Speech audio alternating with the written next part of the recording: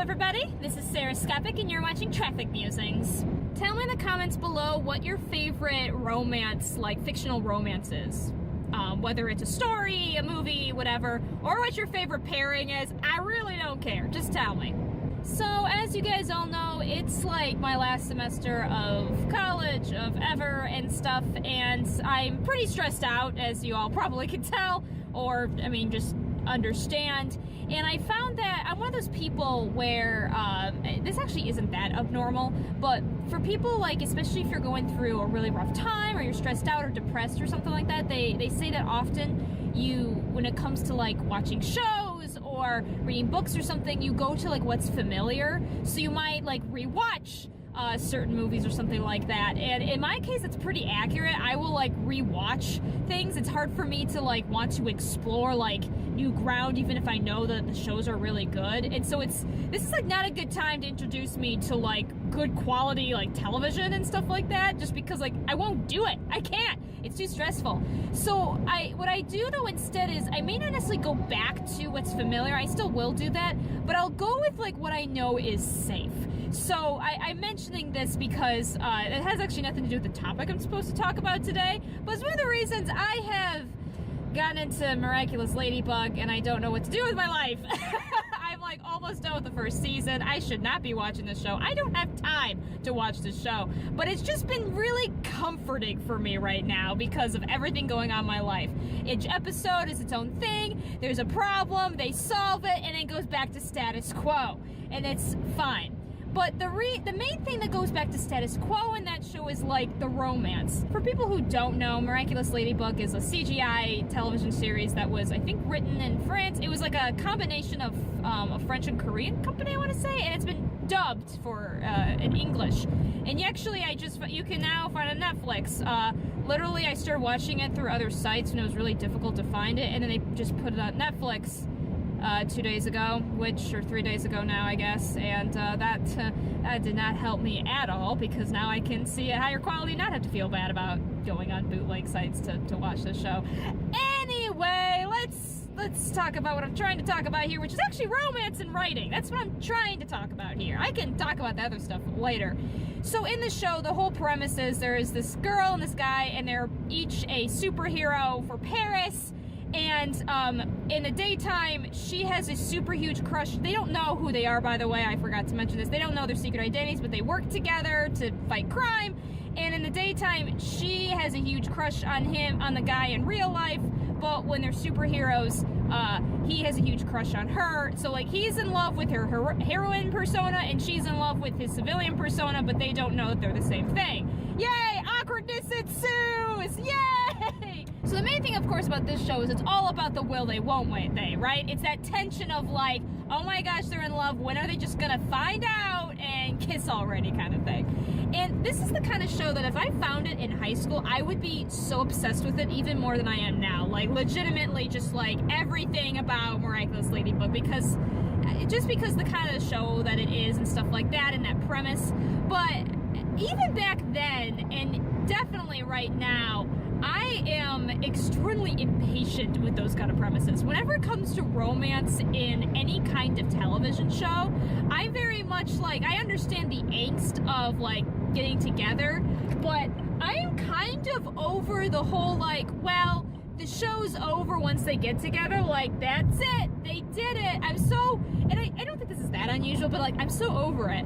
I love the shows where there's that tension, right? And then they do get together, and then there's that whole tension. And I don't just mean, like, they break up and come back together again 20 times. I mean, like, the actual tension involved with being in a relationship.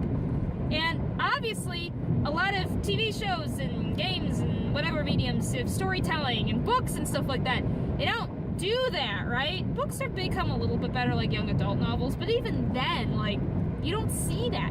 It's the tension of the relationship tension, the romance tension, does he actually like me? What do I have to do to get him to like me? Blah, blah, blah. And once that tension's over, it's like, it's over, right? It seems like the story is over.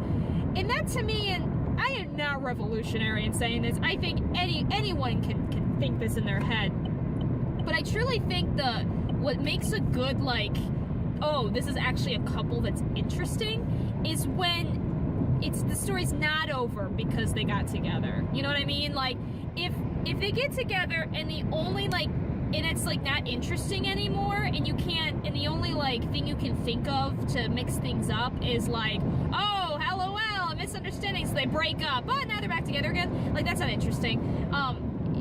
Then it's not a good couple. Like, then they didn't really have chemistry. If they have more chemistry apart, they should stay apart. That's how I always feel about it, right?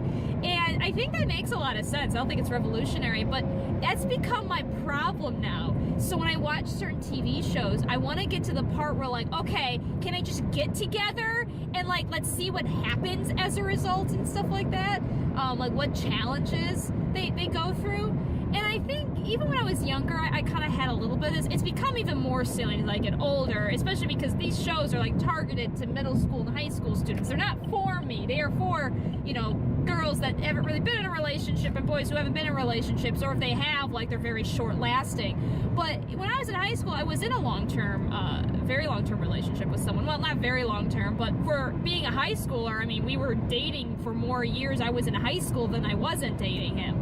So I was already kind of in that mode of, like, long-term relationships. And so these kinds of stories where it was like the will they, won't they, and then maybe they get together and they end up, like, having a misunderstanding, I didn't relate to that because I'm not saying that my relationship was perfect. It wasn't. I'm not saying it was super stable. It wasn't. But it was a different kind of issue. It wasn't just a LOL, misunderstanding, explosive arguments, we break up, and we also, we got through the whole, like, oh my gosh, will they, won't they, really quickly, you know, we did like each other, asked them out, it ended up okay, you know, so even in high school, that's what, I was still in that weird place, and so I always, like, hated when I'd be watching shows, and I'd be like, oh my gosh, just kiss already, because to me, it wasn't even just, like, that irritation, like, it's so obvious, but just more of, I wanted to see more, you know, I wanted to see beyond the relationship, I wanted to know more things about it. One of the reasons that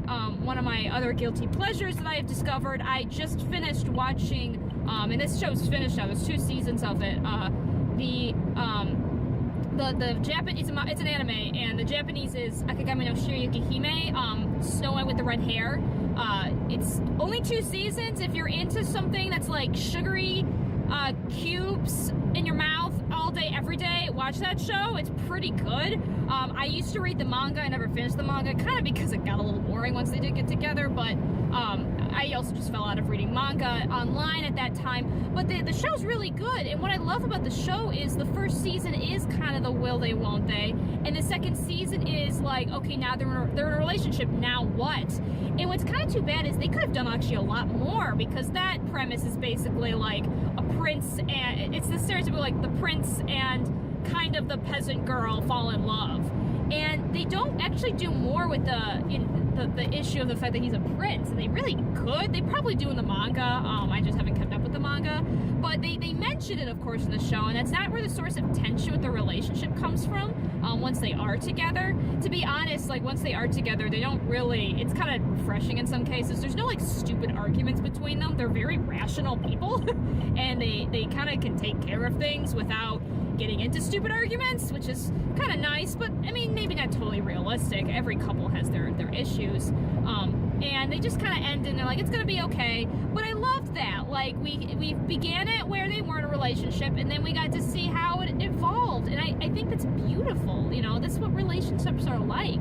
So I'm watching Miraculous Ladybug, and it's just so sometimes, because I'm like, oh my gosh, you two are in love with each other, but you don't realize it. Just kiss or something. Like, someone find out who you are. And I know they're not going to get that in the first season. Like, I know they aren't. I'm not done with the first season, but I know they don't know who they are at the end of the first season. I can guarantee it. And, like, 2 more seasons have been slated, I know. So I'm hoping, in my dream world, they would figure out that they liked each other, like, halfway during season 2 or something, and then season 3, or even end of season 2, and then season 3 is just all about them still doing stuff while in the relationship. That would be my dream, but it's probably not gonna happen. What's gonna happen is there's going to be all this tension. They may even figure out who they are, but they won't like spit it out. And it's not until like the last episode of the 3rd season that they finally confess to each other and everything's hunky-dory. And I'm going to love it, but I'm also going to hate myself during that moment. And it's just, I don't know. I really wish we would talk more about like actual relationships. And I get why it's not as exciting. It's not as like,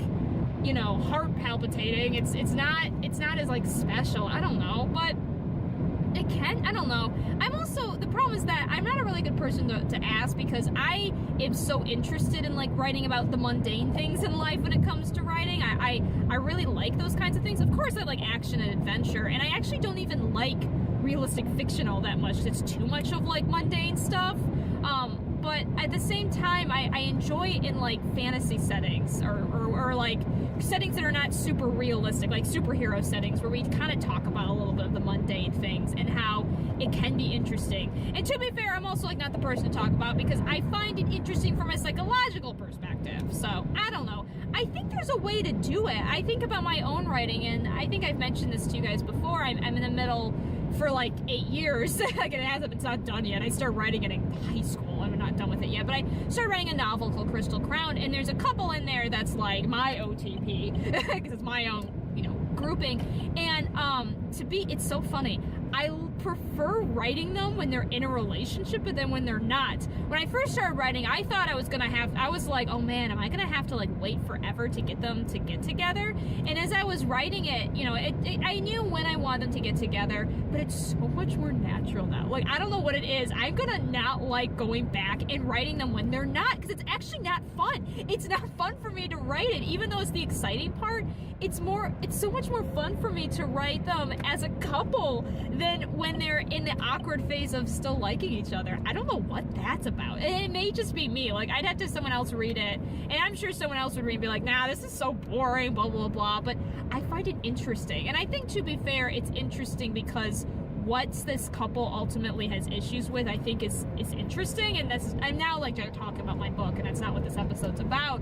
But just to give a little bit of a preview, in this couple, one's a princess and the other is, he's basically a lord's son. But in this world, I'm not going to get into details. She's like one of the last, like her family's like one of the last actual monarchies of this land. Most other human nations are no longer do monarchy systems. They do the new democratic system. And so she and this guy that I'm not going to get into it, are working together, and they fall for each other.